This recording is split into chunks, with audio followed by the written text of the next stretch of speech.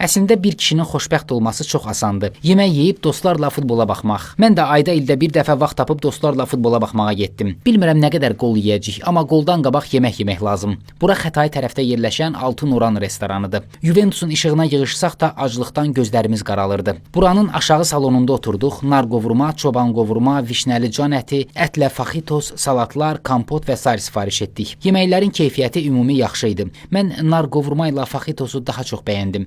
Əti pambıq kimi hazırlamışdılar. Bilmirəm Zambrot da ömründə nar qovurma yeyib ya yox, amma bizim Novak qovurmanın hər iki növündən zövq aldı. Köhnə Juventinilər Riyadla Rəşadın iştahla yeməyi də diqqətimdən yayınmadı. Ümid eləyək ki, birazdan Juventus yediyimizi zəhərə döndərməyəcək. Altın Oran ailəvi restorandır. Aşağıda belə xudmani zalı, yuxarıda isə 100-dən çox qonağı qarşılaya biləcək möhtəşəm salonu var. Burada xeyir işlər, şad günlər, korporativ tədbirlər, nə bilim, nə desəz təşkil etmək olar.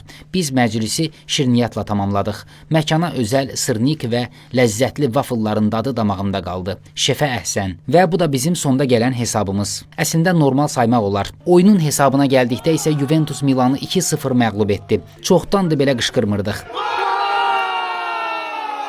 Əsas o da aşağıda yediklərimiz yuxarıda burnumuzdan gəlmədi. Bura Neftçilər xəstəxanasının arxasında Həsən Salmani 3 ünvanında yerləşir. Məndən tövsiyə buranı yadda saxlayın və bir gün mütləq yoxlayın.